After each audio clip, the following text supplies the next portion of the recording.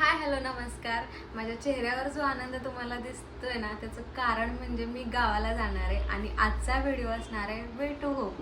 कारण मी दिवाळीनंतर जवळजवळ 5 ते 6 महिन्यांनी गावाला जाणार आहे आणि गावाला जाण्याचा आनंद आणि एक्साइटमेंट काय असते हे रूमवर राहणाऱ्याला नक्कीच समजेल.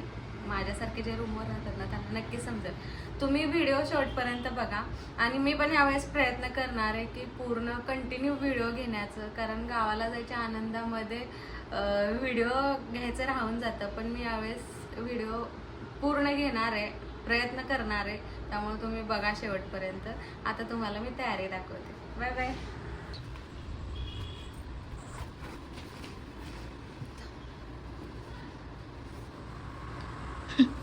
गावाला काय तुमच्या पांघरून नाही काय?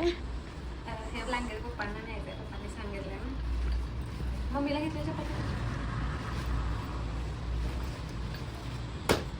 गावाला जाताना एकच सॅक असते, पण येताना एक मोठी बॅग असते आणि एक पिशवी तरी हमखास असते सॅक बरोबर. म्हणजे जवळजवळ 2 ते 3 बॅगा असतात येताना. जाताना मी एवढंच घेऊन जाणार आहे, पण येताना पण बघा, मी येतानाचा पण व्हिडिओ करणार आहे. तोपर्यंत आता डायरेक्ट बाहेर.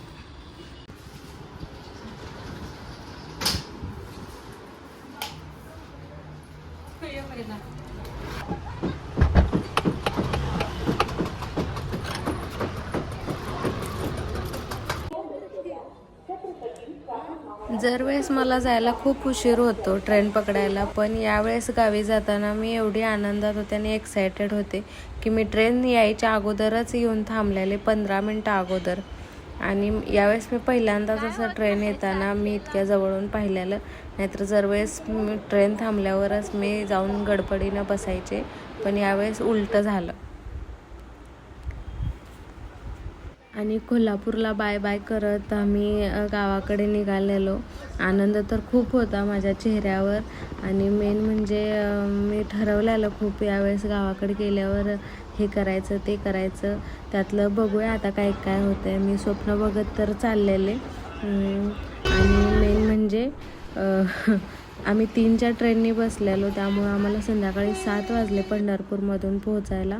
आणि तिथून आमच्या गावाला एसटी नव्हती संध्याकाळची, त्यामुळं आमचा थोडा प्लॅन चेंज झाला आणि आम्ही पाहुण्यांकडे गेलेलो आमच्या. तिथं पण आमचा चांगला पाहुणचार झाला, पण एवढंच की आपल्या घरी जायची ओढ लागलेली असते, त्यामुळे इथं तुम्हाला माझा चेहरा जरा नाराज दिसत असेल. पिलू पण आमचं ना जरा नर्वस झालेलं, पण काय प्रॉब्लेम नाही. दुसऱ्या दिवशी आम्ही उठून एन्जॉय केला. आणि ही आहे ऐश्वर्या. त्यांनी ह्या म्हशीचं नाव ऐश्वर्या ठेवलेलं कारण हिचे डोळे ऐश्वर्यासारखे दिसतात. आणि हे आहे